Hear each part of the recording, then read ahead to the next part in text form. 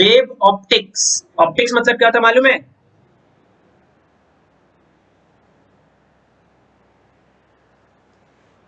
क्या लिखा है मैंने ऑप्टिक्स में? लाइट। तो वेव को मतलब लाइट की वेव को पढ़ना है हम लोगों को। क्या पढ़ना है हम लोग को? लाइट की वेव को पढ़ना है। देखो कुछ चीजें हम लोगों ने 11th में पढ़ ली है, पहले वो चीज आनी बहुत जरूरी है अभी के लिए, फिर उसके बाद ही हम लोग आगे बढ़ सकते हैं, ठीक है। सबसे पहले हम लोग क्या करेंगे, सबसे पहले हम लोग क्या करेंगे, मीनिंग समझने की कोशिश करेंगे जो 11th में ऑलरेडी पढ़ लिया है, ठीक है, उसको समझेंगे और उसके बाद धीरे धीरे आगे बढ़ेंगे। सबसे जो पहला टर्म है जो हम लोग ने 11th में पढ़ा था, उसको हम लोग बोलते हैं रिफ्लेक्शन ऑफ लाइट। क्या वर्ड बोला मैंने? क्या वर्ड बोला? Reflection of light. Reflection, reflection of light. Light का रिफ्लेक्शन क्या होता है? तो इसके लिए हम लोगों को एक मिरर की जरूरत पड़ेगी। सपोज करो ये हमारा मिरर है, ठीक है, ये हमारा मिरर है, ये मैंने अपना मिरर बनाया, और हम लोग को एक नॉर्मल की जरूरत भी पड़ती है, हम लोग को एक नॉर्मल की जरूरत भी पड़ती है। तो ये नॉर्मल है। Normal is a line perpendicular to the surface, याद रखेंगे। ये नॉर्मल है। क्या है ये? नॉर्मल। अब बात करते हैं यहाँ पे लाइट की। लाइट कैसे आती है, कैसे जाती है? लाइट ऐसे आएगी, ऐसे आएगी, ठीक है, लाइट ऐसे आती है और लाइट ऐसे चली जाती है, ऐसे। अच्छा मैं रिफ्लेक्शन की बात करूँ तो ऐसे क्यों जाएगी मेरे भाई? क्योंकि तो मिरर है, तो मिरर में लाइट ऐसे आती है और ऐसे चली जाती है।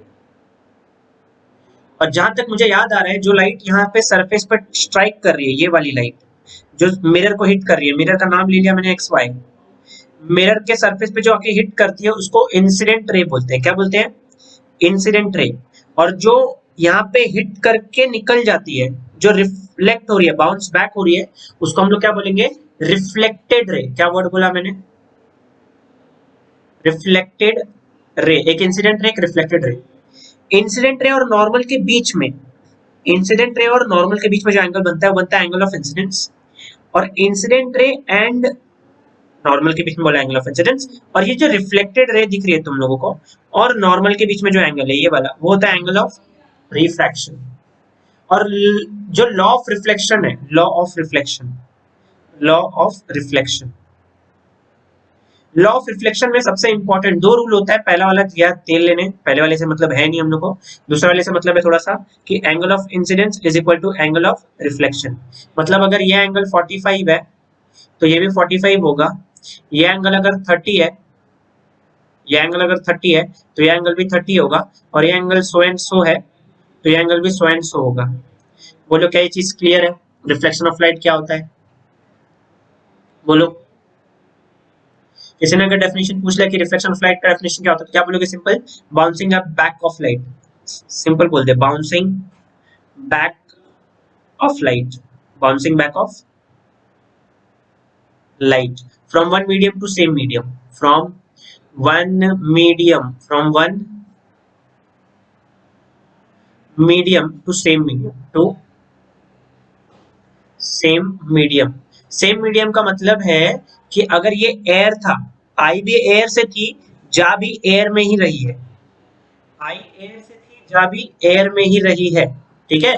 तो from one medium to same medium, इसको बोलते हैं रिफ्लेक्शन ऑफ लाइट। ये डेफिनेशन लिखा है मैंने, bouncing back of light from one medium to same medium.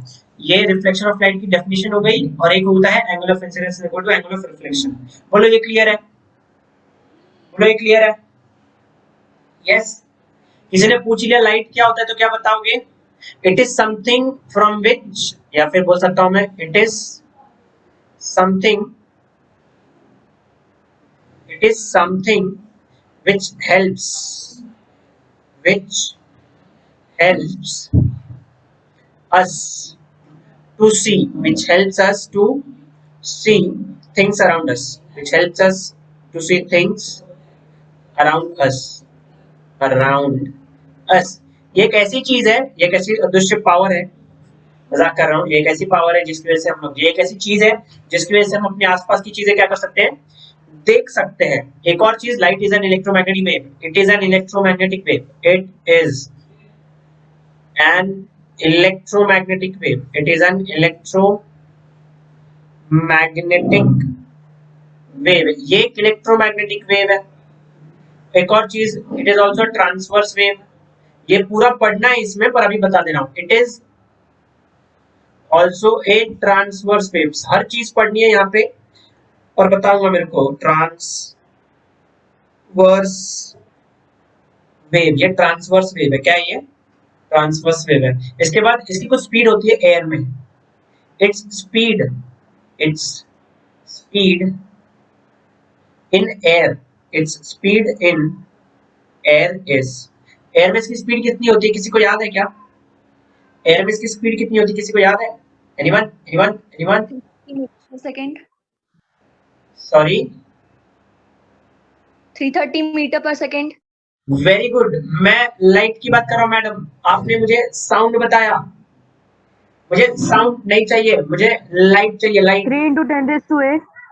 3 into 10⁸. Very good. Please याद रखे, मैं पूछ रहा हूँ, मैं डिस्कशन कर रहा हूँ पूरे चैप्टर में। अब लाइट का साउंड वाला पार्ट चले गया भाई और बहनों, समझने की कोशिश करो। क्या सबको समझ में आ गई बात? ये कुछ इंपॉर्टेंट पॉइंट्स है लाइट के बारे में जो हम लोग को मालूम होने चाहिए। एक और चीज है, अभी आगे ऊपर वो चीज बताऊंगा मैं, कि it performs rectilinear propagation. It performs, light perform करता है rectilinear, performs rectilinear propagation, rectilinear propagation, propagation. इसका मतलब ये है कि लाइट स्ट्रेट लाइन में ट्रैवल करती है। लाइट हमेशा स्ट्रेट लाइन में ट्रैवल करती है, हमेशा ये याद रखना। और लाइट एक वेव भी है। Light is a wave, light is a wave. ये तुम लोग को थोड़ा सा ये नहीं लगता अच्छी कि आप बोल रहे हो लाइट एक वेव है? ये खराब वेव बना है, सॉरी। लाइट एक वेव है और लाइट स्ट्रेट लाइन में ट्रैवल कर रही है, ये लॉजिक कुछ जमा क्या तुम लोग को? क्या लॉजिक कुछ जमा? लाइट अगर मुझे लग रहा है स्ट्रेट लाइन में ट्रैवल कर रही है तो मुझे लाइट स्ट्रेट लाइन में ही दिखेगी, तो ये वेव कहाँ से आया? अगर लाइट एक स्ट्रेट लाइन है तो ये वेव कहाँ से आई भाई? कुछ लॉजिक या फंडा समझा? कुछ लॉजिक या फंडा समझता है? बोलो बच्चों, बोलो।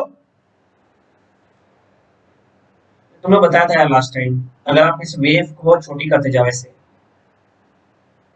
और छोटी करते जाओ, और छोटी करते जाओ, और छोटी करते जाओ, क्या समझ में आ रहा है? वेव को जितनी छोटी करोगे वो उतना स्ट्रेट लाइन दिखने लगता है। मतलब लाइट एक वेव तो है, लाइट एक वेव तो है, पर वो मुझे वेव जैसी नजर क्यों नहीं आ रही है? Because of its small wavelength. Small wavelength की वजह से ऐसा लगता है कि लाइट एक स्ट्रेट लाइन में ट्रैवल कर रही है, या लाइट एक स्ट्रेट लाइन है, पर लाइट एक्चुअली स्ट्रेट लाइन नहीं है, एक स्ट्रेट लाइन पे मूव करती हुई एक वेव है। बोलो, ये कुछ कॉन्सेप्ट समझा? बोलो, आगे बढ़ो। Yes sir. यस। चलो, ये था रिफ्लेक्शन ऑफ लाइट के बारे में पूरा डिस्कशन। इसमें एक एक्स्ट्रा एंगल लिख सकते हो आप लोग, जिसको हम लोग बोलते हैं ग्लैंसिंग एंगल। यहाँ पे होता है ग्लैंसिंग एंगल, ये होता है आपका ग्लैंसिंग एंगल।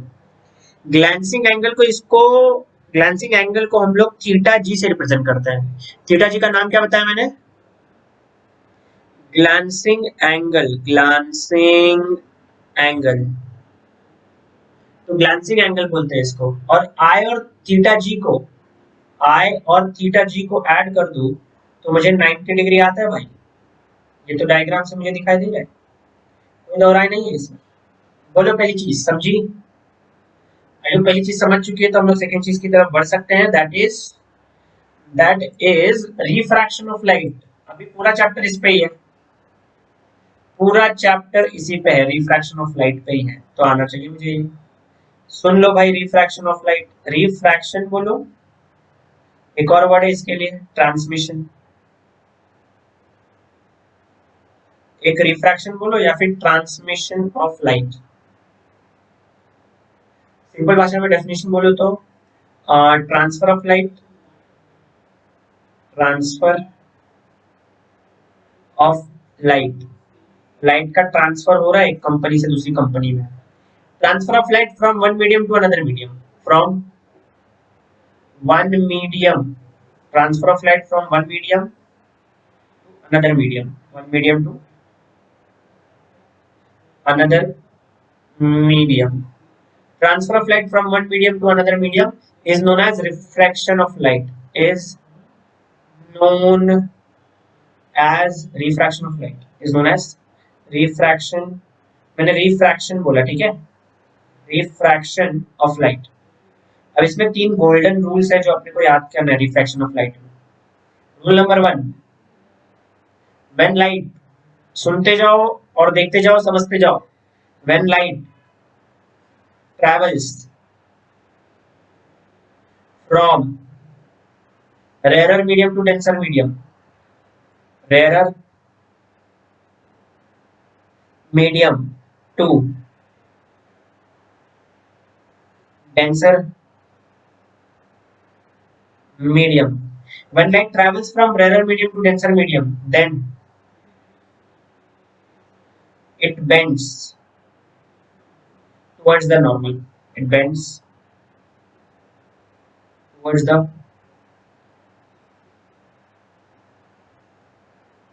नॉर्मल. मीनिंग समझाता हूं, मीनिंग देख लो. यहां पे मैंने एक नॉर्मल लिया, एक सरफेस लिया, पर ये सरफेस कैसा है, ये एक्चुअली वाटर का सरफेस अज्यूम करना है तुम लोग को. और वाटर का सरफेस अगर तुम लोग ने अज्यूम कर लिया है तो तुम लोगों को ये जो चीज है ये इसको तुम लोग को अज्यूम करना है वाटर का सरफेस. एक्चुअली इसको इंटरफेस भी बोलते हैं. क्या वर्ड बोला मैंने? इसको क्या बोलते हैं? क्या वर्ड बोला? इंटरफेस. इंटरफेस में यार, इंटरफेस. देखो तुम लोग ने पता नहीं बायोलॉजी में दो वर्ड पढ़ा रहेगा, इंटरसेल्यूलर और एक होता है इंट्रासेल्यूलर. सेल्यूलर बोलो. इंटर का मतलब होता है बिटवीन, इंट्रा का मतलब होता है विदिन, सेल के अंदर, सेल के बीच में. यहाँ पे इंटरफेस, फेस मतलब शक्ल ना, शक्ल के बीच में. किसकी शक्ल भाई? ऊपर एयर है पूरा, ये नीचे जो पूरा ये दिख रहा है ना, ये इसको पूरा वाटर अज्यूम करो. क्या अज्यूम करोगे? वाटर. मैन वर्सेस वाइल्ड देखा रहेगा ना कभी, तो उसमें जब कैमरा पानी में लेके जाता है तो एक सरफेस दिखता है, ये वाला सरफेस. ये जो लाइन होती है वो वाटर और एयर को सेपरेट करती है, which is known as interface. ठीक है, इसको हम लोग ट्रांसपेरेंट सरफेस भी बोलते हैं. इंटरफेस का दूसरा नाम क्या है? Transparent surface. क्या बोला मैंने? ट्रांसपेरेंट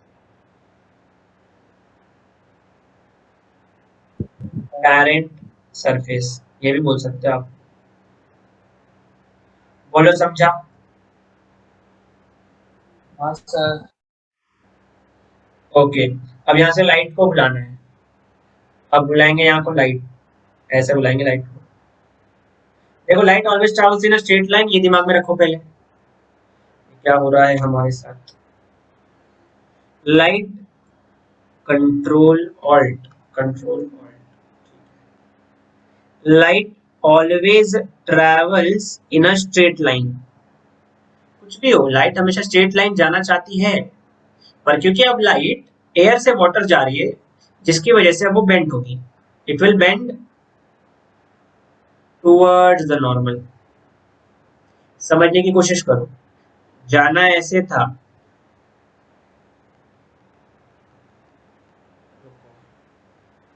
जाना ऐसे था, ठीक है, जाना ऐसे था, ऐसे, पर ऐसे चली गई थोड़ा. जाना ऐसे था पर ऐसे जा रही है. इसका मतलब क्या हो रहा है? ये अंदर की तरफ बेंड हो रही है, अंदर की तरफ बेंड हो रही है. ये अंदर मतलब क्या? Towards the normal it bends. देखो, नॉर्मल मतलब क्या? नॉर्मल इधर है ना, नॉर्मल के टुवर्ड्स बेंड होती है, नॉर्मल के टुवर्ड्स बेंड हो रही है. कहाँ बेंड हो रही है? टुवर्ड्स द नॉर्मल बेंड हो रही है. ये इसका नेचर है लाइट का. अब मैंने यहाँ पे कुछ भारी भारी वर्ड्स लिखे, रेयरर मीडियम और डेंसर मीडियम. रेयरर मतलब यहाँ पे एयर लिया है मैंने. रेयरर मीडियम का मतलब होता है जो मीडियम हल्की होती है, कंपेयर टू दूसरी वाली मीडियम। डेंसर मीडियम मतलब जो भारी होती है कंपेयर टू फर्स्ट मीडियम। तो यहाँ पे जब लाइट एक हल्की मीडियम से भारी मीडियम में जाती है तो वो टुवर्ड्स द नॉर्मल बेंड होती है। कहाँ बेंड होती है? Towards the normal, towards the normal bend होती है। तो लाइट जाना ऐसे था पर ऐसे चली गई तो इतनी बेंड हो गई। इस बेंडिंग को हम लोग बोलते हैं डेल्टा। डेल्ट बोलते हैं इसको। डेल्ट का मतलब होता है यहाँ पे angle of deviation, angle of deviation, ये होता है एंगल ऑफ डेविएशन। और आपको मालूम पड़ेगा ये एंगल ऑफ इंसिडेंस है और ये एंगल ऑफ रिफ्रैक्शन है। और गलती से भी आप लोग इसमें ऐसा ना बोले कि एंगल ऑफ इंसिडेंस और एंगल ऑफ रिफ्रैक्शन इसमें इक्वल होते हैं, नहीं, ये रिफ्रैक्शन है, रिफ्लेक्शन नहीं है। पर आप लोग ये देख सकते बता सकते हो कम से कम कि आई और आर में बड़ा कौन है? आई और आर में बड़ा कौन है? आई बड़ा है ना। Angle i is greater than angle r, क्योंकि आई आर से बड़ा है। और अगर आप आई में से आर को सब्ट्रैक्ट करते हो तो आपको ये जो बेंडिंग है ना, ये वाली कितनी अंदर घुसी है लाइट, वो मिल जाती है। That is angle of deviation. बोलो कुछ समझा? हाँ बोलो, क्या इतनी चीजें क्लियर है? बोलो बच्चों बोलो।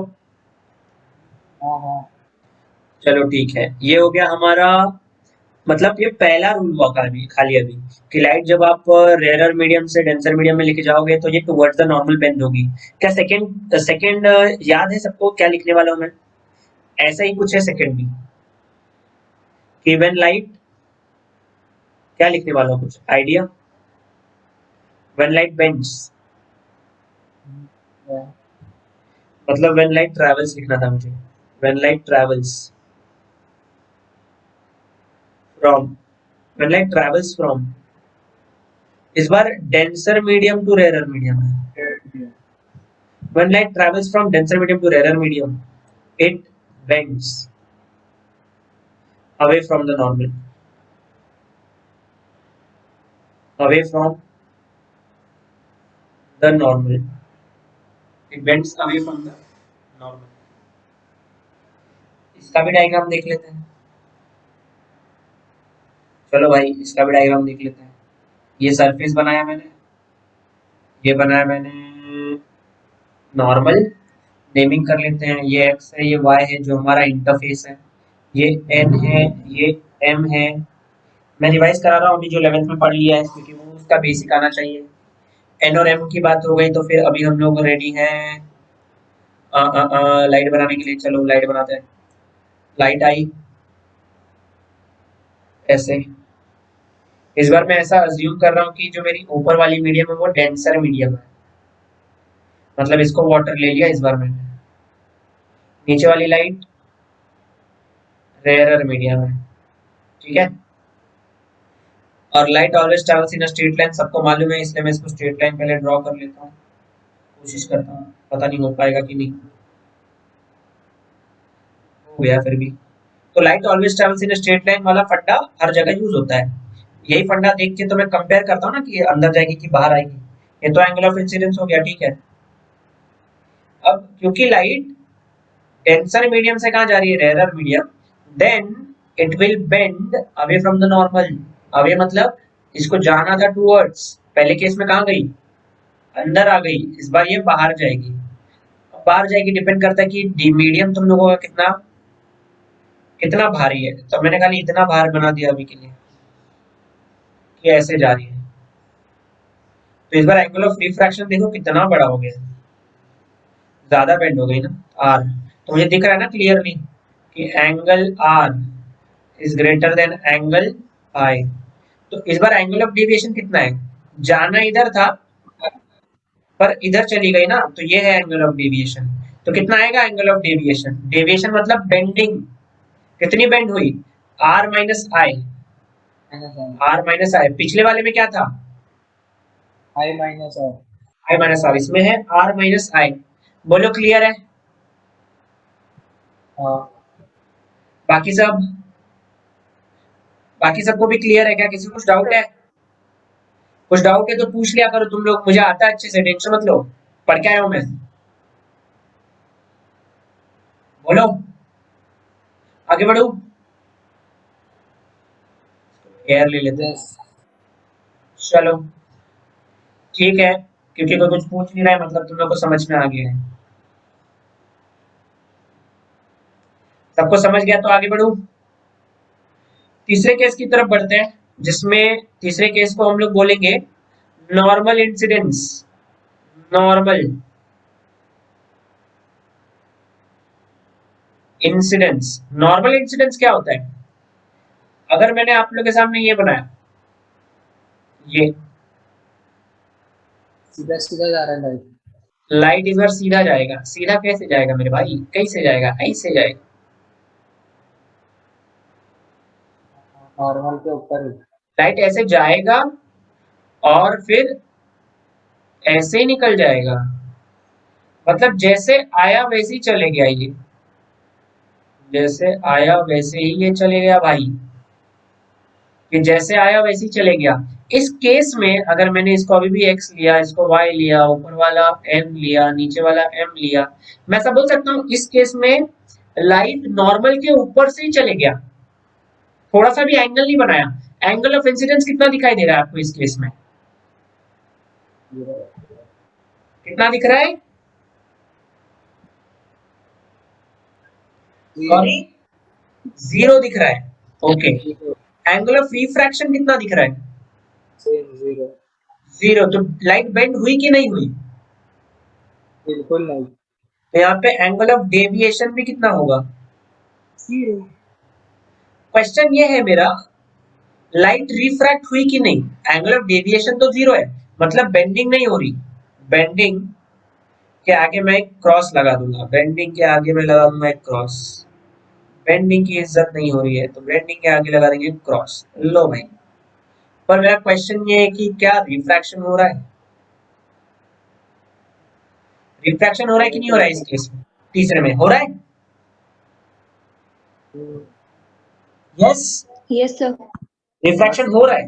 अच्छा, एक लड़की बोल रही है रिफ्रैक्शन हो रहा है, लाइट बेंड नहीं हो रही है पर रिफ्रैक्शन हो रहा है।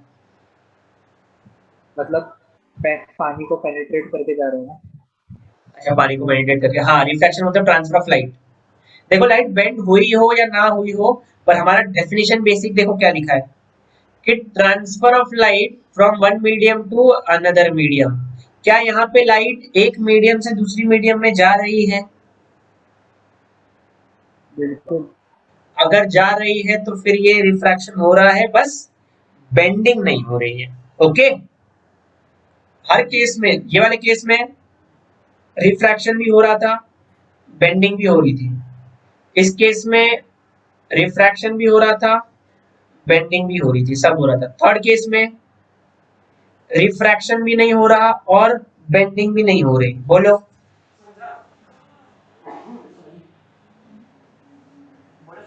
रिफ्लेक्शन हो रहा है, बेंडिंग नहीं हो सॉरी, रही।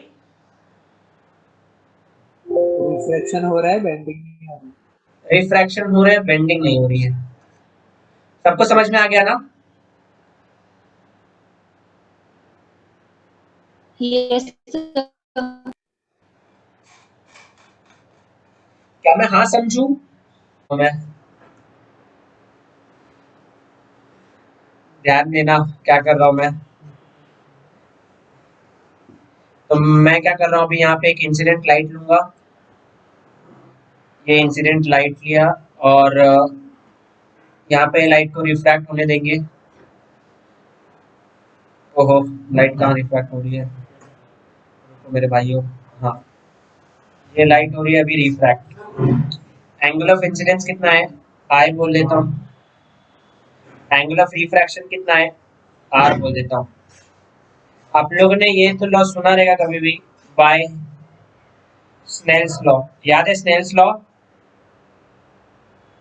इसका मतलब है sine I upon sine r is equal to mu. Sine upon sine r क्या है? सिंबल का नाम म्यू है, जिसको नहीं याद है प्लीज याद कर लो इसको। क्या बोलते हैं इसको? म्यू। म्यू का दूसरा नाम इस चैप्टर में रिफ्रैक्टिव इंडेक्स, क्या बोला मैंने? Refractive index, refractive index of medium, refractive index of medium, ये मीडियम का रिफ्रैक्टिव इंडेक्स है। देखो जितने भी कांस्टेंट आते हैं ना फिजिक्स में, मोस्टली वो ऑपोजिशन होते हैं। क्या होते हैं? मतलब मैंने तो हर जगह देखा है कि वो सब ऑपोजिशन ही है। यहाँ पे ये मीडियम के लिए, ये मीडियम की ऑपोजिशन की तरह काम करता है, मेजर की ऑपोजिशन की तरह काम करता है। कैसे काम करता है, क्या करता है, धीरे धीरे समझाऊंगा, थोड़ा सा सब्र रखना। Sine i by sine r होता है म्यू। तो अगर मैंने तुम लोगों को एकदम सिंपल सा क्वेश्चन दे रहा, बच्चे वाला क्वेश्चन क्वेश्चन एंगल आई दे दिया तुम लोगों को 30 डिग्री, सी एंगल आई दे दिया मैंने तुम लोग को 60 डिग्री, एंगल आर दे दिया मैंने तुम लोगों को, ये एंगल ऑफ रिफ्रैक्शन है, रिफ्लेक्शन वाला एंगल नहीं है, रिफ्रैक्शन नहीं है। ये दे दिया मैंने 45 डिग्री, और तुम लोग को पूछू रिफ्रैक्टिव इंडेक्स निकालो, तो निकाल सकते हो, निकाल सकते हो।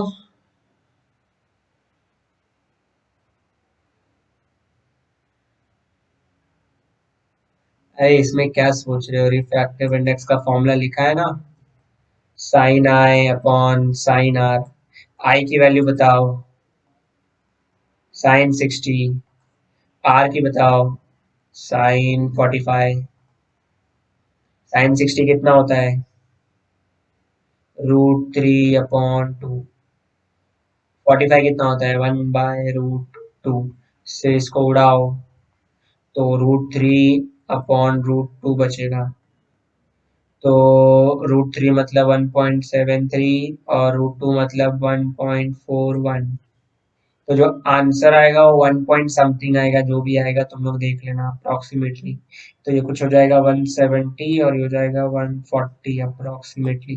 कैंसिल वैंसिल करोगे तो इज इक्वल टू कितना आएगा, 14 1 जा 14, 3 बचा 30, 14 2 जा 1.2 आ रहा है रिफ्रैक्टिव इंडेक्स। क्वेश्चन ये आ रहा होगा अभी, अभी यहाँ पे तो मैंने खाली म्यू लिखा है, पर आपको एग्जाम में म्यू नहीं निकालने बोलता। एग्जाम में देखो क्या बोलता है, एग्जाम में बोलता है आप लोगों को कि refractive index of second medium with respect to first medium. Read करता हूँ इसको, देखो ये है refractive index of second medium, refractive index of second medium with respect to first medium. क्या मतलब है इसका, refractive index of second medium with respect to first medium, इतना बड़ा जो नाम लिखा है। मीनिंग समझने की कोशिश करो। यहाँ पे अगर मैं फिर से वही डायग्राम ड्रॉ किया तुम लोग के सामने, तुम लोग बोर हो जाओगे मुझे मालूम है, पर तुम लोग ट्राई करने की कोशिश करो, समझने की कोशिश करो मैं क्या बता रहा हूँ। मैंने लाइट को ऐसे बुलाया, अच्छा ठीक है, अच्छा नहीं लग रहा मुझे, ये कलर भी अच्छा नहीं लग रहा, तो इसको चेंज करते हैं। लाइट को ऐसे बुलाया मैंने, और लाइट को जैसे ही बुलाया ये लाइट इधर बेंड हुई, इधर बेंड हुई भाई, लाइट इधर बेंड होती है, इधर इधर बेंड हो गई है। अभी क्योंकि देख रहा हूँ मैं टुवर्ड्स द नॉर्मल बेंड हो रही है, तो ऑब्वियसली ऊपर वाला क्या होगा, रेयरर मीडियम होगा, नीचे वाला डेंसर मीडियम होगा। लाइट देख के बता सकते हो, ये एंगल ऑफ इंसिडेंस है, ये एंगल ऑफ रिफ्रैक्शन है। ये सरफेस ले लो एक्स वाई, ट्रांसपेरेंट सरफेस है। ये 1 2 का मतलब है, ये इधर एरो बना रहा हूँ, इसे समझ जाओ कि लाइट 1 से 2 में जा रही है, मतलब ये फर्स्ट मीडियम होगा और ये सेकेंड मीडियम होगा। अगर ये ऊपर फर्स्ट मीडियम नीचे सेकेंड मीडियम, तो रीड करते टाइम ऐसे क्यों रीड किया, refractive index of second medium, ऐसे क्यों रीड कर रहा हूँ, फर्स्ट मीडियम रीड करेगा ना, फर्स्ट टू सेकेंड जा रही लाइट तो फर्स्ट टू सेकेंड रीड करो। ये तो second with respect to first. हमेशा याद रखेंगे कि रिफ्रैक्टिव इंडेक्स में किस मीडियम का निकालता हूँ, लाइट कौन से मीडियम में जाके बेंड हुई है, कौन से मीडियम में बेंड हुई लाइट, फर्स्ट की सेकेंड में,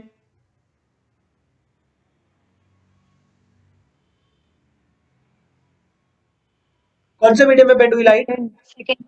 सेकेंड में। जिस मीडियम में लाइट जाके बेंड होती है उसी मीडियम का रिफ्रैक्टिव इंडेक्स निकालते हैं। मतलब लाइट बेंड हुई सेकेंड वाले मीडियम में, तो रिफ्रैक्टिव इंडेक्स निकालो सेकेंड मीडियम का। पर आपको ये भी पता होना चाहिए उस टाइम पे कि कहां से लाइट आ रही है, तो फर्स्ट मीडियम से आ रही है, ऐसा। तो अगर मैंने तुम लोग के सामने ऐसा लिख दिया, म्यू ग्लास और यहाँ पे लिखू एयर, क्या समझा, लाइट कहां से आ रही है और कहां जा रही है,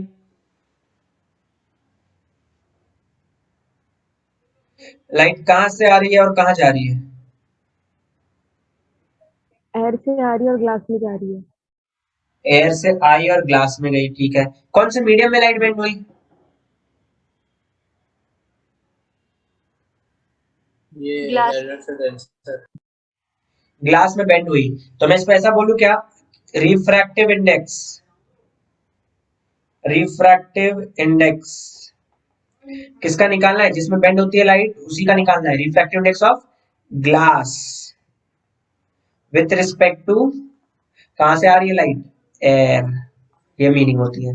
अगर ये समझ में आ गया तो अभी मैं लिख रहा हूँ refractive index of water with respect to glass. अब बताओ लाइट कहां से कहां आ रही है?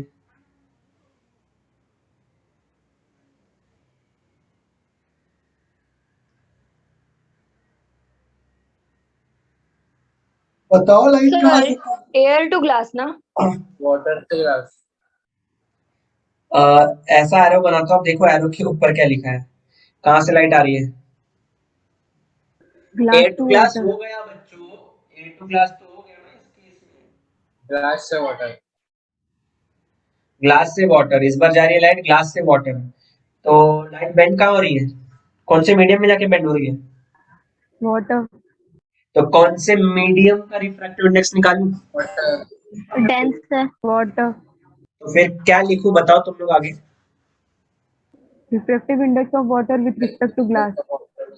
Very good, refractive index of water with respect to glass. तो अगर मैंने अभी ऐसा लिख दिया तो तुम लोग को समझ में आ जाएगा शॉर्ट में। ये ग्लास लिखता हूँ, अभी ये एयर लिखता हूँ। चलो बताओ क्या मीनिंग है। Refractive index of glass with respect to air. Okay ठीक है, ओके। और यहाँ पे अभी W लिख लेता हूँ। अब क्या है? Refractive index of glass with respect to water. सबको समझ में आया ये? हाँ सर। एवरीवन लिख लो यहाँ पे refractive index of glass with respect to water. अब ये तो समझ गया मुझे, क्योंकि देखो मेरे पास दो मीडियम है, ग्लास भी है वाटर भी है। इसलिए जो रिफ्रैक्टिव इंडेक्स कब से निकाल रहे हैं हम लोग, इसको बोलते हैं relative refractive index. Relative refractive index, relative का क्या मतलब होता है? To compare. रिलेटिव का मतलब होता है कंपेयर करना।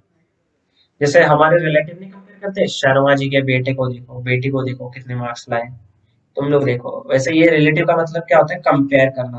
यहाँ पे मैं ग्लास के रिफ्रैक्टिव इंडेक्स को वाटर के रिफ्रैक्टिव इंडेक्स से कंपेयर कर रहा हूँ, इसको बोलते हैं relative refractive index.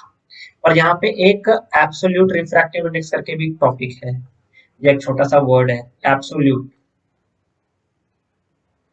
Absolute refractive index, absolute refractive index. अब ये क्या है? एब्सोल्यूट रिफ्रैक्टिव इंडेक्स में मैं सिर्फ एक ही मीडियम के, एक ही मीडियम के रिफ्रैक्टिव इंडेक्स की बात करूंगा। मतलब sir refractive index of glass, refractive index of water, refractive index of alcohol, refractive index of air, refractive index of water, glass, diamond ले लो। बस एक ही मीडियम के बारे में बात करूंगा। और क्योंकि एब्सोल्यूट है ना, एक ही मीडियम की बात करने का। अगर क्योंकि ऊपर कोई मीडियम नहीं दिया है तो वहां पे आप कुछ नहीं तो vacuum vacuum vacuum vacuum vacuum लिख सकते हो। तो refractive index of glass with respect to vacuum, assume कर लो कि लाइट वैक्यूम से ग्लास जा रही है, वैक्यूम से ग्लास जा रही है, या फिर वैक्यूम से वाटर, वैक्यूम से अल्कोहल, वैक्यूम से एयर और वैक्यूम से डायमंड जा सकती है। यू कैन रिप्लेस, यहाँ पे लिख लेते हैं, you can replace, you can replace vacuum as air, can replace vacuum as, आप वैक्यूम को एयर से भी रिप्लेस कर सकते हो। आप एयर से भी इसको रिप्लेस कर सकते हो, इतना याद रखना।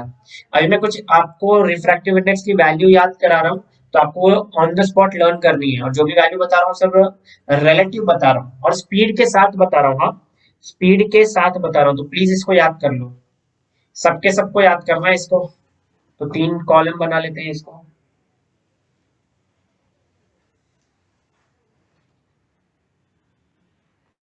एक सेकंड।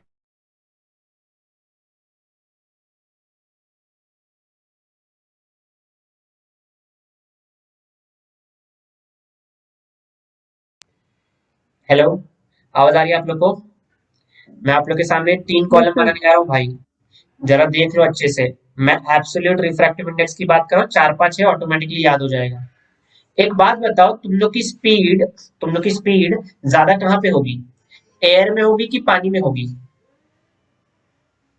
और एयर में। तो जैसे जैसे आपका मीडियम हैवी होता जाएगा, वैसे वैसे आपकी स्पीड क्या होती जाएगी? कम होती है। कम होती जाएगी। Very good.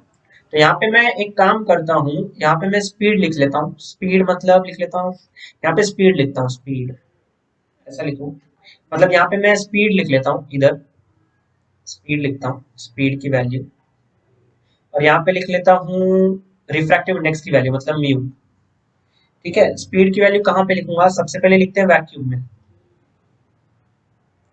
वैक्यूम में वैक्यूम में स्पीड ऑफ लाइट कितनी होती है? वैक्यूम में स्पीड ऑफ लाइट कितनी होती है? सुनाई दे रहा है? यस। हाँ सर। Yes sir. वैक्यूम में स्पीड ऑफ लाइट होती है 3 हाँ इंटू 10⁻⁸ मीटर पर सेकेंड। सबकी वैल्यू मीटर पर सेकेंड में ही है। स्पीड ऑफ लाइट है वैक्यूम में 3 इंटू 10⁸ मीटर पर सेकेंड होती है, याद कर लो भाई। इसके बाद एयर में आते हैं, एयर थोड़ा भारी हो जाता है कंपेयर टू ये, तो इसमें एक्चुअली ना एग्जैक्ट वैल्यू 2.99 इंटू 10⁸ है, और वो अप्रोक्सीमेटली फिर 3 ही लेते हैं हम लोग। बोर्ड्स में 3 लोगे चलेगा, न्यूमेरिकल में जब एमसीक्यू आता है तो 3 और 2.9 लेके सॉल्व करना पड़ता है। ठीक है। एयर के बाद बात करेंगे हम लोग यहाँ पे, एयर से थोड़ी सी जो भारी चीज है, एयर से थोड़ी सी भारी क्या है? पानी, वाटर। वाटर का जो वाटर में जो स्पीड होती है ना, ये 3 से सीधा गिर के 2.25 हो जाती है इंटू 10⁸ वाटर से थोड़ा सा भारी ग्लास होता है। ग्लास, वाटर से थोड़ा भारी क्या होता है? ग्लास। वाटर से थोड़ा भारी ग्लास होता है। भारी जितना होगा, मीडियम जितना हैवी होता जाएगा, स्पीड उतनी कम होती जाएगी। ये हो जाता है 2 इंटू 10⁸ और जैसे ही अब जैसे ही हम लोग ग्लास से जंप करते हैं डायमंड में, जैसे ही ग्लास से जाएंगे डायमंड,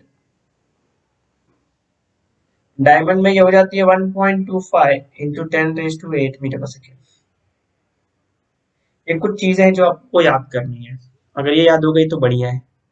अब बात करते हैं रिफ्रैक्टिव इंडेक्स कितना एग्जैक्टली 1 होता है वैक्यूम में। रिफ्रैक्टिव इंडेक्स यहाँ पे 1.003 होता है, जिसको आप अप्रोक्सीमेटली बोर्ड्स में जो न्यूमेरिकल आएंगे उसमें 1 लेना है। वाटर में रिफ्रैक्टिव इंडेक्स थोड़ा बढ़ के 1.33 हो जाता है, जिसको आप 4/3 लोगे कैलकुलेशंस में, और फिर ये ग्लास में 1.5 हो जाता है, और फिर यहाँ पे 2.4 हो जाता है। देखो वैल्यू बढ़ रही है रिफ्रैक्टिव इंडेक्स की, जैसे मीडियम भारी हो रहा है। मतलब जितना ज्यादा हैवी मीडियम होगा, जितना ज्यादा डेंस मीडियम होगा, रिफ्रैक्टिव इंडेक्स उतना ज्यादा होगा। 1.5 को कैलकुलेशन में आप 3/2 लोगे, 2.4 को कैलकुलेशन में आप 12/5 लोगे। बोलो समझा? बोलो अगर इतना हाँ समझ में आया तो स्वाहा। आगे बढ़ा जाए। हाँ यस सर। किसी को कुछ डाउट है तो अभी पूछ लो, वरना मैं आगे बढ़ रहा हूँ। बोलो, बढ़ा जाए आगे। ये एब्सोल्यूट रिफ्रैक्टिव इंडेक्स का डिस्कशन चल रहा है भाई, अकेले अकेले, किसी के साथ नहीं। ठीक है, चलो आगे बढ़ते हैं। आई होप इतना समझ में आ गया है। Let's move forward, page number 7।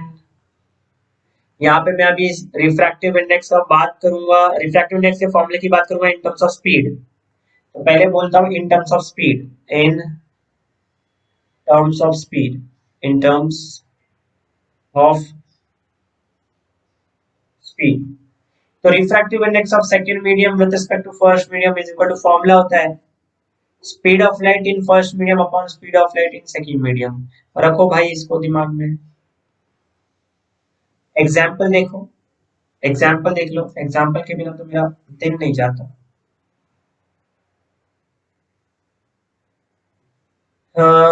ये एयर है, ऊपर वाला मीडियम, नीचे वाला वाटर है। Speed of light in air अपने को दी है 3 × 10⁸। Speed of light in water मुझे दी है 2.25 into 10⁸ मीटर पर सेकेंड। क्वेश्चन पूछा है रिफ्रैक्टिव इंडेक्स निकालो वाटर का विद रिस्पेक्ट टू एयर। कोई है जो निकाल सकता है? एनीवन?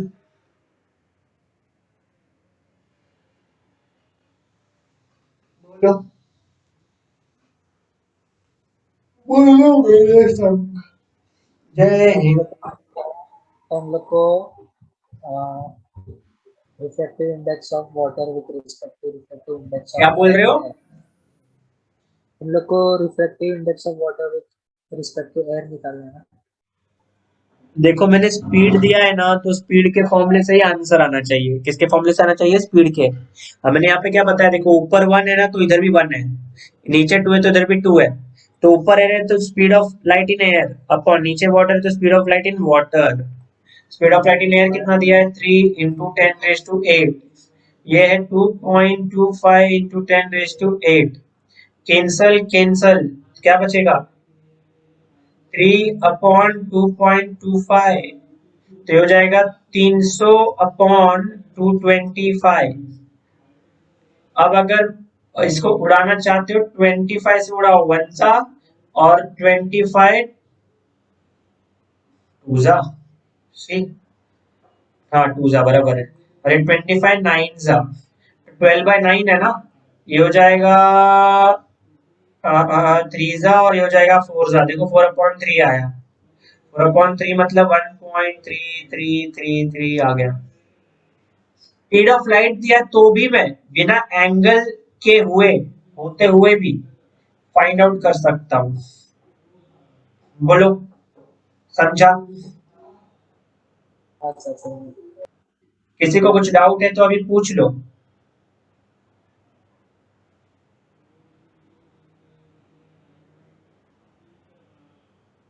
समझा? आगे बढ़ू? दूसरा लू? Yes, sir. यहाँ पे मैंने लाइट नहीं बनाया खाली, तो तुम लोग को उसमें कंफ्यूजन ना हो लाइट कहाँ से कहाँ जा रही है, इसलिए बता देता हूँ। लाइट आई इधर से और लाइट जा ये नहीं रही है, ऐसे जा रही है लाइट, ऐसे। ये लाइट ऐसे गई, मतलब लाइट, और नाम भी लिख लेता हूँ मैं यहाँ पे। लाइट कहाँ से कहाँ जा रही है वो भी इम्पोर्टेंट है। तो लाइट आ रही है एयर से, जा रही है वाटर में, मतलब रेयरर मीडियम से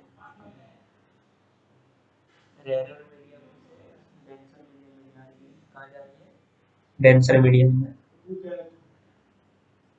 बोलो समझा?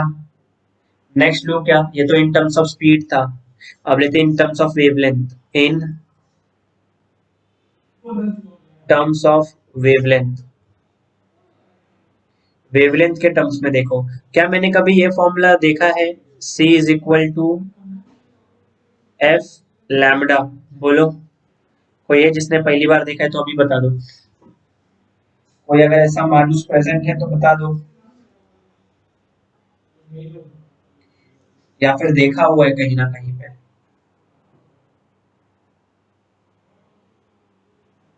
दूसरा इक्वेशन लिखूंगा तो तुम लोग बोलोगे कि हाँ सर ये देखा है, पर इसके पहले वाला नहीं देखा है। दूसरा लिख के दिखाओ क्या?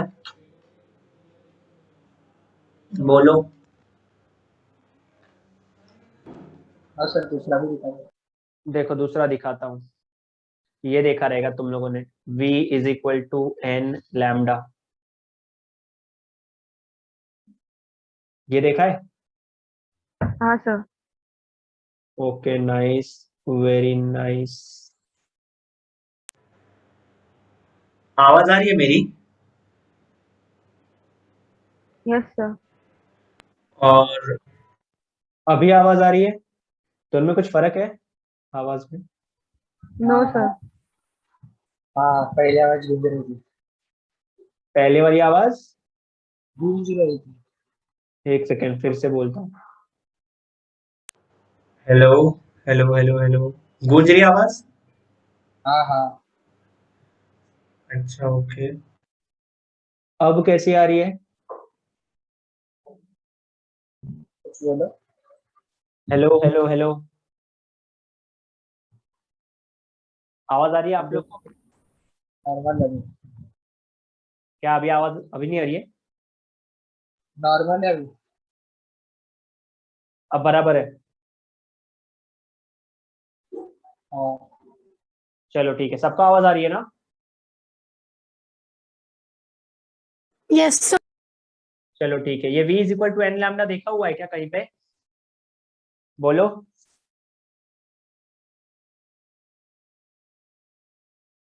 अरे पिछले चैप्टर में तो किया था, हाँ या ना तो बोल दो। इतना एनर्जी कहाँ से लाते हो तुम लोग? पूरे चैप्टर में, पिछले चैप्टर में v is equal to m lambda तो यूज किया। उधर v था, यहाँ पे c है, speed of light in air. वहां पे n था फ्रीक्वेंसी, यहाँ पे f है फ्रीक्वेंसी। क्या फर्क है? कुछ फर्क नहीं है। हाँ, आई होप ये आता ही है। अब इसमें क्या करो, फ्रीक्वेंसी को कांस्टेंट मानो थोड़े टाइम के लिए, तो c is proportional to lambda हो जाएगा। और c और लैम्डा को प्रोपोर्शनल हो गया, c और लैम्डा प्रोपोर्शनल हो गए, तो हम लोग यहाँ पे क्या कर सकते हैं, c1 upon c2 is equal to lambda 1 upon lambda 2 कर सकते हैं। बोलो समझा? बोलो हाँ। समझा? क्लियर है? लैम्डा तो क्या लगे? हाँ, लैम्डा किसका ले रहे? लाइट का। तो मैं बस लैम्डा ये वन बताना और चाहता हूँ लैम्डा कि मैं सिर्फ ये बताना चाहता हूँ कि क्या स्पीड ऑफ लाइट और लैम्डा एक दूसरे से प्रोपोर्शनेट है? देखो ना, स्पीड ऑफ लाइट अगर मीडियम में जाके बढ़ गई तो फिर वेवलेंथ भी तो बढ़ेगा ना। स्पीड ऑफ लाइट अगर कम हो गई तो वेवलेंथ भी कम होगा। तो C1 के लिए लैम्डा 1, C2 के लिए लैम्डा 2, C1 के लिए लैम्डा 1, C2 के लिए लैम्डा 2। तो जहां C1 अपॉन C2 है, अब वहीं पे refractive index of second medium with respect to first medium is equal to क्या लिखेंगे, लैम्डा 1 अपॉन लैम्डा। ये एक फॉर्मूला होता है। बोलो ये चमका, सबको समझ में आया ये? एवरीवन? एक मैंने Yes, फॉर्मूला sir. बताया रिफ्रैक्टिव इंडेक्स का formula in terms of angle. एक फॉर्मूला बताया मैंने रिफ्रैक्टिव इंडेक्स का इन टर्म्स ऑफ स्पीड, सेकंड वाला ये। एक फॉर्मूला बताया रिफ्रैक्टिव इंडेक्स का इन टर्म्स ऑफ वेवलेंथ। अब मैं नेक्स्ट फॉर्मूला बताने जा रहा हूँ, ध्यान से सुनो। जो बोलूंगा वही लिखूंगा, सुनते जाओ। मैंने बोला जो बोलूंगा वही लिखूंगा। मैं रिलेटिव रिफ्रैक्टिव इंडेक्स के फॉर्मूले को, रिलेटिव रिफ्रैक्टिव इंडेक्स के फॉर्मूले को एब्सोल्यूट रिफ्रैक्टिव इंडेक्स के फॉर्मूले के टर्म्स में लिख सकता हूँ। कैसे सर? मैं बोला जो बोलूंगा मैं वही लिखूंगा। देखो क्या बोल रहा हूँ मैं, इसको रीड करूँ जरा। Refractive index of second medium, क्या रीड किया इसको? कैसे रीड करते हैं इसको? Refractive index of second medium with respect to first medium. Very good. देखो वापस से लिखता हूँ ये चीज। इसको जैसा रीड किया वैसे ही लिखना है आप लोगों को। रीड कैसे किया आपने? Refractive index of second medium with respect to first medium. ऊपर कुछ नहीं दिया है, मतलब वैक्यूम वैक्यूम लिख लेना। बोलो समझा? सेकेंड वाला बताता हूँ, देखो। Refractive index of water with respect to air, बताओ इधर क्या लिखूंगा मैं? इसको रीड कैसे किया? इसको रीड कैसे किया? refractive index of water with respect to air. Refractive index of water with respect to air. बोलो समझा? Yes. एक और दो एग्जाम्पल देता हूँ, इसको भी समझ लो अच्छे से। यहाँ पे मैं एक और एग्जाम्पल दे रहा हूँ, म्यू डी डब्ल्यू, और यहाँ पे म्यू डब्ल्यू जी। बोलो चलो, थर्ड वाला बोलो, ये फर्स्ट था, सेकंड है, थर्ड, ये फोर्थ, खाली प्रैक्टिस के लिए बोलो चलो, बोलो मेरे संग। mu d mu D upon mu w. Mu W, okay ठीक है, और लास्ट वाला Mu w mu W upon upon, mu g. बोलो मेरे संग, क्या सबको समझ में आया? Yes sir. बाकी लोग का क्या हाल है? Yes sir. चलो nice, Yes, sir. I hope सबको समझ में आ गया है जो ये मैंने बताया। जिसको नहीं समझा फिर से पूछ लो, मैं बता दूंगा। मैं थका हूं, सिर्फ पढ़ाने की इच्छा मेरे में अभी भी है। बोलो, आगे बढ़ूं मैं, आगे बढ़ूं, आगे, Yes, sir. आगे बढ़ते हैं। आगे है reversibility of light, reversibility of light, light की रिवर्सिबिलिटी की प्रॉपर्टी। तो यहाँ पे एक पूरा सेटअप लेना है वापस से भाई, फिर से एक बार लाइट को यहाँ पे पास करानी है। ये करा है मैंने लाइट को पास, और ये लाइट जा रही है अभी फिलहाल अंदर, ये लाइट जा रही है इसे अंदर, ये लाइट जा रही है अभी आपकी अंदर, ठीक है।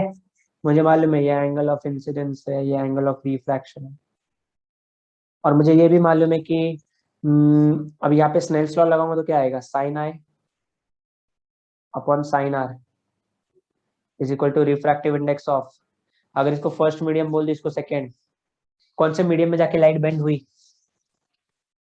कौन से मीडियम में जाके लाइट बेंड हुई, सेकेंड मीडियम में, तो किस मीडियम का रिफ्रैक्टिव इंडेक्स मैं निकालूंगा, सेकेंड।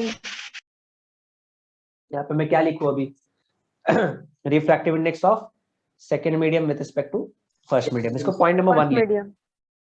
अब इसको पॉइंट नंबर 1 ले लिया मैंने। अभी दूसरी चीज सुनो, साइंटिस्ट लोग ने क्या किया, यहाँ पे लाइट का जो रास्ता है, यहाँ पे लाइट के एकदम परपेंडिकुलर रास्ते पे एक मिरर रखा, मिरर, और अगर यहाँ पे एंगल ऑफ इंसिडेंस 0 कर दिया उन लोगों ने, 0, तो एंगल ऑफ रिफ्लेक्शन भी 0, तो लाइट जिस पाथ पे से आई थी उसी पाथ से फिर से उल्टा जाने लगती है, ऐसे। तो इस बार अगर मैं यहां से देखूं तो मेरे लिए फर्स्ट मीडियम ये, सेकेंड मीडियम ये, नंबरिंग कुछ भी है, पर फर्स्ट मीडियम ये, सेकेंड मीडियम ये। इस केस के लिए अब मुझे फॉर्मूला बताओगे तुम लोग, मतलब देखो कौन से मीडियम में जाके लाइट बेंड हो रही है, फर्स्ट, ये फर्स्ट में. और कहाँ पे फर्स्ट मीडियम में बेंड हुई, आई कहां से, सेकेंड से। देखो जब फर्स्ट में थी तो साइन आए, इस बार सेकेंड में है तो क्या लिखूं यहाँ पे, साइन आर ना, अपॉन साइन आए। Yes sir.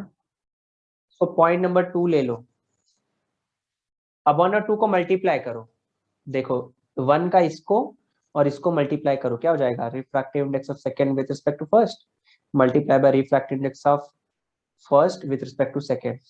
जब दोनों को मल्टीप्लाई करोगे, साइन आई इधर ऊपर, इधर साइन आई नीचे है, कैंसिल, साइन आर इधर नीचे है, इधर साइन आर ऊपर, कैंसिल, सब कैंसिल होकर 0 आएगा कि 1 आएगा, 1 आया. 1 आएगा। तो ये एक बहुत इंपॉर्टेंट रिजल्ट मिला मुझे रिवर्सिबिलिटी ऑफ लाइट से। क्या मीनिंग है इसका समझाता हूँ, रुको। मतलब अगर मैंने रिफ्रैक्टिव इंडेक्स ऑफ, अगर मैंने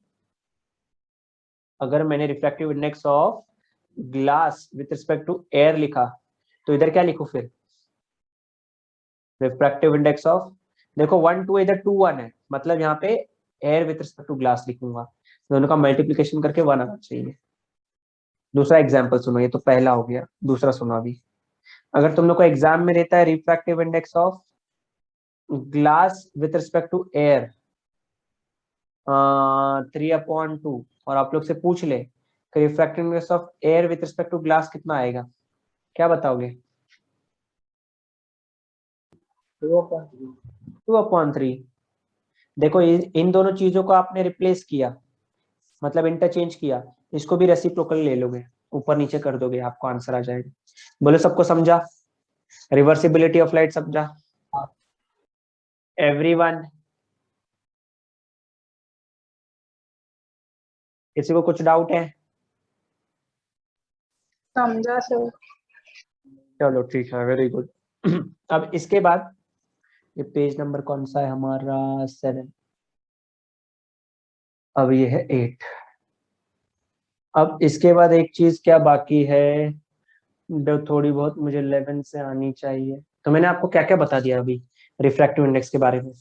एक रिफ्रैक्टिव इंडेक्स का फॉर्मूला बताया मैंने आपको, साइन आई अपॉन साइन आर, यह है इन टर्म्स ऑफ एंगल। एक मैंने रिफ्रैक्टिव इंडेक्स का फॉर्मूला आपको बताया, एक मैंने रिफ्रैक्टिव इंडेक्स का फॉर्मूला आपको बताया, C1 upon C2, speed of light in first medium upon speed of light in second medium. एक बताया wavelength of light in first medium upon wavelength of light in second medium. एक बताया मैंने refractive index of second medium with respect to first medium. और एक अभी बताया, अच्छा फर्स्ट नहीं लिखा मैंने, रुको, फर्स्ट। और एक अभी बताया, इसको मैं 1 upon refractive index of first with respect to second भी लिख सकता हूँ। ये सब बता दिया मैंने आप लोग को। बोलो समझ में आया? क्या सबको क्लियर है ये? Yes, sir. ये सब रिफ्रैक्टिव इंडेक्स के मैंने फॉर्मूले बता दिए आपको जो आने चाहिए आप लोग को। रिफ्रैक्टिव इंडेक्स की मीनिंग क्या है? ऑपोजिशन ना, जितना ज्यादा रिफ्रैक्टिव इंडेक्स होगा किसी मीडियम का, याद रखना। अभी मैं तुम लोग से क्वेश्चन पूछता हूँ, देखो अगर समझ में आ गया है तो। यहाँ पे मैं 2 लाइट रे बनाऊंगा, ऐसे ही बनाया मैंने। तो नॉर्मल पहले खींच लेते हैं, एक यहाँ नॉर्मल बनाता हूँ, एक यहाँ नॉर्मल बनाता हूँ। एक को ब्लैक कलर से दिखाएंगे, ध्यान से देखना। यहाँ पे ऐसे बनाया, ऐसे बनाया, कलर चेंज किया जाए।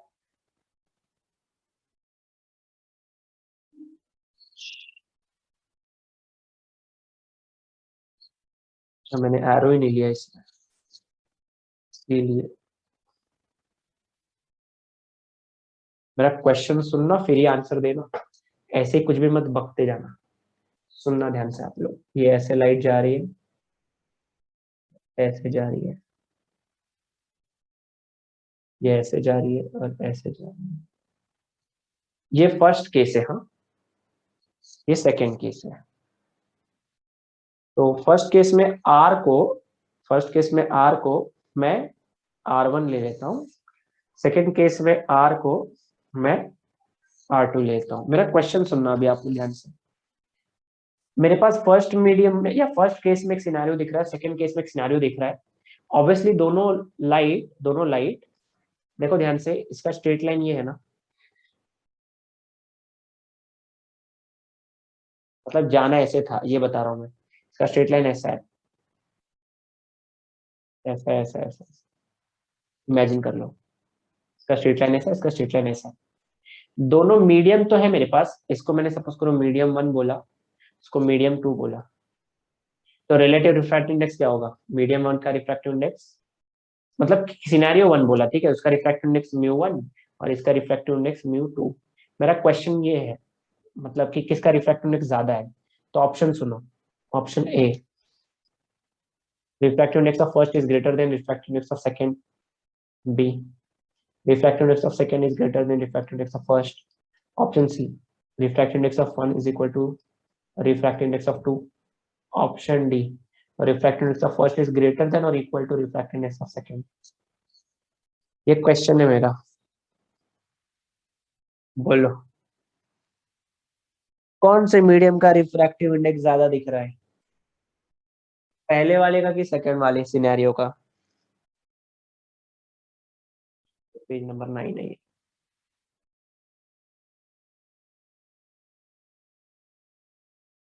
कोई कुछ कहना चाहेगा अपने बचाव में? सर ये रिफ्रैक्टिव इंडेक्स मतलब ये R1 और R2 ना? नहीं, रिफ्रैक्टिव इंडेक्स कहाँ R1 और R2 होता है मेरे भाई। रिफ्रैक्टिव इंडेक्स का मतलब होता है म्यू। किसका म्यू बड़ा है? किसका म्यू बड़ा दिख रहा है? सिर्फ इतनी इंफॉर्मेशन दी है आपको, यही देख के बता रहा है। सॉरी।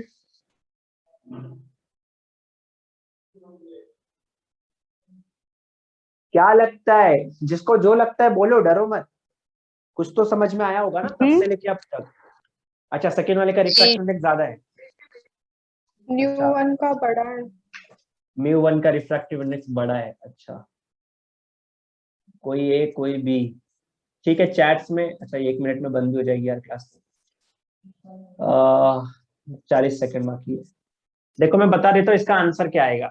आंसर आएगा रिफ्रैक्टिव इंडेक्स पहली मीडियम का बड़ा है। ए आंसर करेक्ट है, क्योंकि इसमें बेंडिंग ज्यादा हो रही है। इसमें बेंडिंग कंपैरेटिवली फर्स्ट ज्यादा नहीं हो रही है। जो लाइट ज्यादा बेंड हुई मतलब वो ज्यादा डेंस थी। जो लाइट ज्यादा बेंड हुई मतलब वो लाइट ज्यादा डेंस थी। समझ में आया? बोलो। तो ये दो सिचुएशन है मेरे पास, सिचुएशन 1 और ये है सिचुएशन 2। सिचुएशन 1 में ऊपर स्पीड ऑफ लाइट c1 है, नीचे स्पीड ऑफ लाइट c2 है। तुम लोग को दिख रहा है लाइट यहाँ से रेयर से डेंसर जा रही है। यहाँ पे स्पीड ऑफ लाइट c1 है, यहाँ पे c2 है, और तुम लोग को दिख रहा है कि यहाँ पे लाइट डेंसर से रेयर मीडियम में जा रही है। ठीक है, क्वेश्चन ये है इसमें और इसमें पहले वाले केस में कौन सी स्पीड ज्यादा है? c1 ज्यादा है c2 ज्यादा है? पहले केस में c1 ज्यादा है c2 ज्यादा है? Speed of light in first medium ज्यादा है कि सेकंड मीडियम ज्यादा है? बोलो। फर्स्ट बाकी सबको क्या लगता है?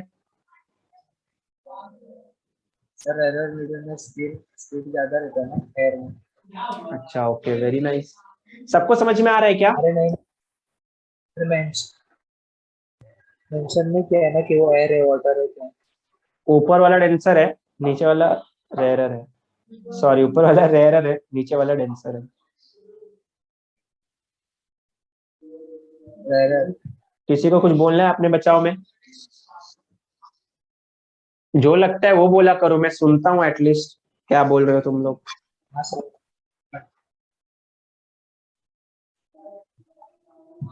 C1। C1 बड़ा है पहले वाले केस में। प्रतीक क्या लगता है? प्रतीक, प्रतीक, प्रतीक है कि नहीं क्लास में? देखो तो, नहीं हुआ तो क्या चॉप होगा मेरा गंदा वाला। मेरी पेन है, मैं लिख मैं प्रतीक नहीं है? प्रतीक नहीं है आज? प्रारंभिक किधर है?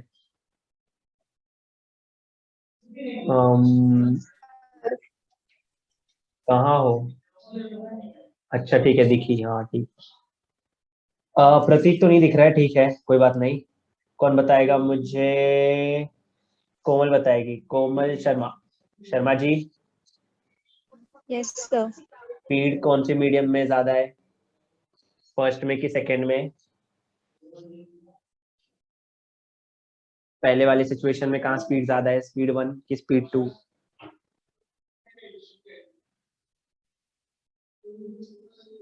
कितना ज्यादा सोचते हैं ये लोग। क्या लग रहा है कोमल? आपको क्या लगता है प्रारंभिक? फर्स्ट वाला। फर्स्ट वाला ज्यादा है, अच्छा। नंदिनी,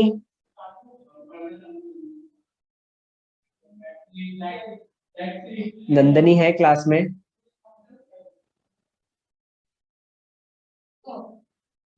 छोड़ो, कौन देखेगा। Anjali, yes sir. कौन से मीडियम में स्पीड ज्यादा है, 1 में कि 2 में? मतलब रेयर में कि डेंसर में, 1 है कि 2 है? सर सिचुएशन 1 और सिचुएशन 2 में से बताना है। हाँ, दोनों बता दो आप।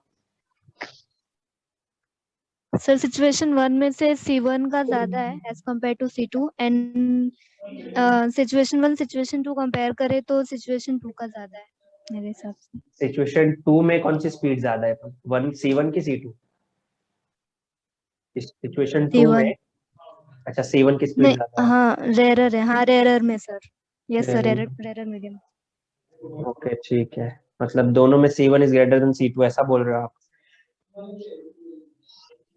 Yes sir. चलो ठीक है, वेरी नाइस। ये सबको समझ में आया क्या? देखो जो रेयर मीडियम होता है ना वो हल्का मीडियम होता है, हाँ, और लाइट हल्के मीडियम में फास्ट चलती है, थोड़ा सा हैवी मीडियम में स्लो चलती है। और मीडियम जितना ज्यादा हैवी होगा, याद रखना, जितना ज्यादा हैवी मीडियम होगा उतना ज्यादा रिफ्रैक्टिव इंडेक्स होगा, ठीक है। और जितना ज्यादा रिफ्रैक्टिव इंडेक्स मीडियम का होगा, बेंडिंग भी उतनी ज्यादा होगी। अगर बेंडिंग ज्यादा होगी तो एंगल ऑफ डेविएशन ज्यादा होगा, ठीक है। और जितना ज्यादा एंगल ऑफ डेविएशन होगा, एंगल ऑफ रिफ्रैक्शन उतना कम होगा। ज्यादा हैवी होगा मीडियम, मतलब ज्यादा डेंस, तो रिफ्रैक्टिव इंडेक्स ज्यादा। जितनी ज्यादा रिफ्रैक्टिव इंडेक्स होगी, लाइट की बेंडिंग उस मीडियम से उतनी ज्यादा, और जितनी ज्यादा लाइट बेंड होगी उतना एंगल ऑफ डेविएशन ज्यादा, और जितना एंगल डेविएट होगा, जितना ज्यादा एंगल डेविएट होगा उतना कम एंगल ऑफ रिफ्रैक्शन मिलेगा। बोलो ये चीज समझा सबको?